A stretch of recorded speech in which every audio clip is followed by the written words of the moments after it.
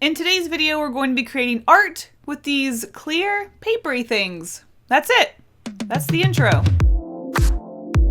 I have really been enjoying trying new art supplies and papers and things and just experimenting. It's fun. But first, let's get some inspiration from the sponsor of this video, Skillshare. Skillshare is an online learning community where creatives like you teach other creatives also like you. From illustration, painting, animation, and anything else you can think of, you can take the next step in your creative journey. I got a lot of inspiration and neat tips from Roman Muradov's class Drawing with Shapes and Layers. Although he does work digitally, a lot of his process can be translated into these transparent papers, so I'm super excited to see what I've learned. An annual subscription for Skillshare Premium costs less than $10 a month, and the first 1,000 people to use the link in my description will get a free trial, so go on, get to learning. In the meantime, we're gonna get to creating. To get warmed up with this interesting and new art supply, I think I'm actually gonna start off very small, and we're just going to work on creating a cute, fun little character or something. I'm really not sure what I'm going to make right off the bat. But something Roman did do in his class was start off with just a random shape blob and got an idea of what to do from there. So I think I want to start off with a blob, and then we'll just kind of see, I don't know, what sort of inspiration we can get from overlapping these shapes and go from there. I'm feeling very round with these shapes because they're kind of a soft color. I'm thinking just nice round soft corners. All right, we've got a blue triangle. I mean, this is really fun and cute just as is. I just want to cover a giant canvas with these transparent shapes. It's just so cute and fun. I don't want to stop. I just love the way they look overlapping. The colors are cool. The shapes are fun. You know, we're getting a little abstract, a little funky, a little fresh. I think I'm actually going to stick with these four colors for now because they are a little bit more pastel and light compared to these very dark and intense colors. If I need them, I will bust them back out. But for now, let's go ahead and start playing around with these shapes and seeing what we can come up with. Maybe we can get some inspiration. Maybe it can spark an idea. Who knows? Maybe that could be a hat, a giant ear. This fellow has a blue hat, a green shirt, and a giant ear. If I cut out maybe a pool of water, and then we could have lily pads on top. Oh my gosh, I just love these colors, and the way they overlap with each other is just so nice. Do I just want to sit here and overlap the shapes because they're fun? Absolutely yes. Believe me, there is a 5x7 piece of paper floating right here. I actually want to go ahead and cut out the bottom of this piece, and this can be the bottom of water. We're gonna do a sort of floating water pool situation. Okay, so on our piece of paper, actually, should we put some tape behind it so you guys can see where my piece of paper is? I feel bad that you can't see where it is. I love how the tape even overlaps to create some darker purple colors, and the colors match. Wow, this is a very aesthetic video. All right, so now you can kind of see about where I'm working, so that is much better. So we have our start here, and I'm going to go ahead and cut a sort of top area of our water to show that, I don't know, that there's a top area of our water. Okay, now I want to make some lily pads here. Go ahead and cut a little notch into it. Ooh, so that's actually really hard to see. Maybe it would be fun if it was like floating. We could even reuse this piece here. I don't know, should we put fish in there? Yes, we absolutely do want fish in there. All right, here's our little fishy lips.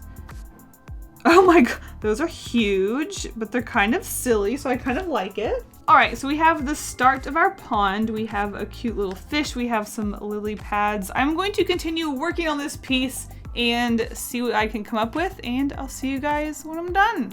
This is a fun experiment. I'm really enjoying this.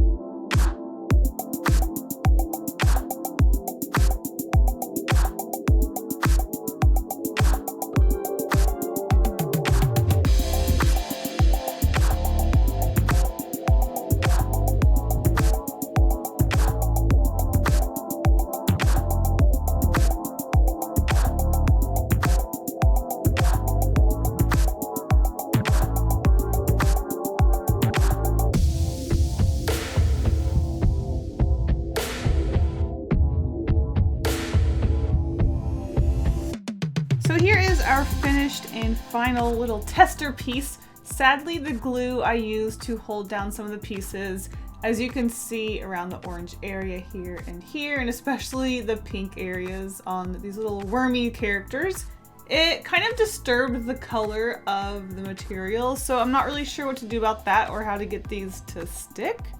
But there it is. I think these turned out really fun. I just love the shapes and playing around with the colors and the overlapping. Now I know what you're thinking, because this is paper, can you draw on it? Well, yes and no. So you can draw on it. Here is a pencil. You can erase on it. You can draw on it. Though because it does have this sort of waxy, plasticky feel, when you do use pens, there is a little bit of a resistance. It's not too much, but you do notice when you lay down the pen, there is some sort of pooling and changing with the ink. It's not being absorbed into the paper because it's not exactly paper. However, I do think it would be really cool to use these as an overlay in your art. So say you drew, I don't know, a cute character or something. I love how dead this marker is, but I'm going to keep using it. So you can take something simple like a black and white doodle like this, and then throw some color blocks over it, and I think it just kind of adds a little something fun to it. Yeah, I mean, now we have a whole different vibe to this illustration. It's not much, but it's definitely a way that you can use these papers, but let's continue using them as color blocks.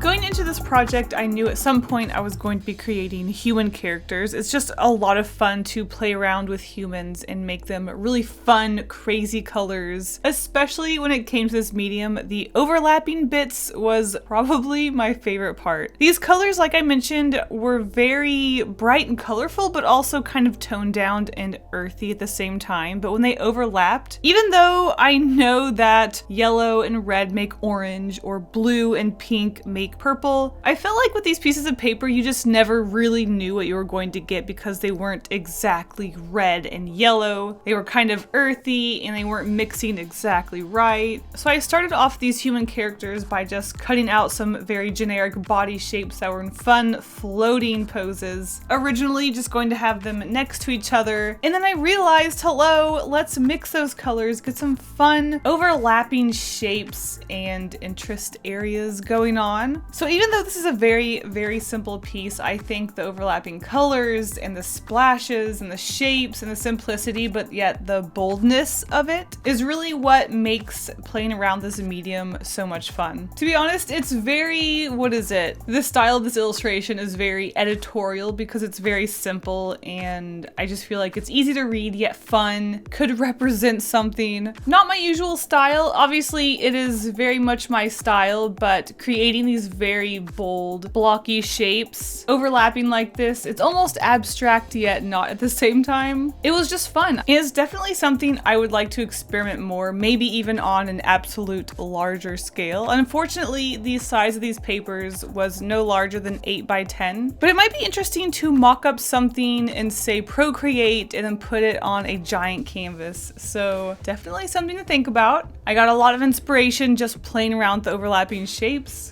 Oh yeah, and while I'm gluing things together on screen, before you guys give me any recommendations for glue, I actually went to the store and just bought a simple dry clear glue stick, and it didn't mess up the paper at all. I mean, sometimes it got a little wrinkly if I put too much on it, but it didn't disturb the inking on the paper. I was having so much fun with our first tester piece that I decided that ruining our future pieces wasn't worth it. It goes on purple, but it does dry clear, so do not fear, it dries clear. So there it is, our human characters created with transparent paper. I think the one thing I don't like about this piece is that the yellow is really dark and it's hard to see the pale body over it. But other than that, I love this piece. It's really simple and fun and colorful.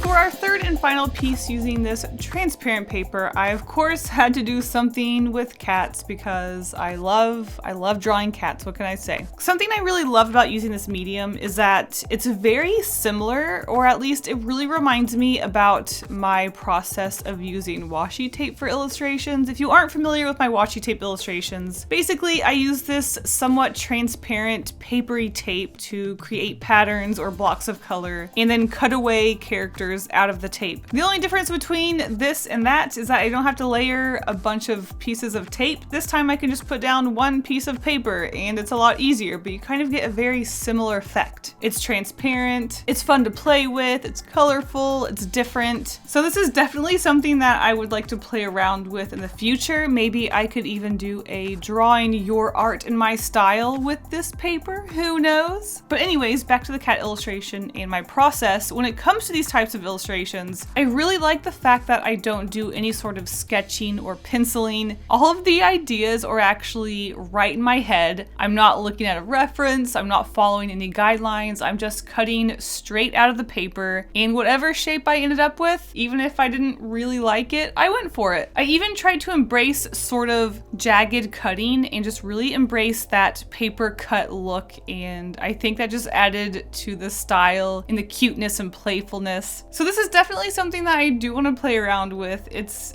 a potential style that I think is very fun. I mean, heck, it could even be a whole book's worth of illustrations. Maybe I'll even make my own month-long challenge, Paper-tober, where you make paper illustrations. Wait, is this even paper? It's kind of waxy or plasticky. When it comes to paper craft, I find that my patience gets tested quite a bit. I just don't have the patience to cut out a bunch of really small pieces. On top of that, I spend so much time arranging them and making sure they look really good and putting them in the right place. I finish cutting out all the pieces, I look at it, one more step to go. You have to glue it all together, and that part kills me. I spend so much time putting everything in the right place only to have to just completely destroy it. So again, going back to really trying to embrace the jagged cut and just silliness of these illustrations, I really tried not to worry about everything being in the exact place that I wanted it to be. I think the style ended up really working for this piece. We have a dad cat with its crazy kittens around it playing with some yarn. It's a very simple piece, but I had a lot of fun layering the colors. I think it's cute. I had a lot of fun creating it. So overall, even though this was a huge experiment and I didn't know what to expect going into it, I think it was successful.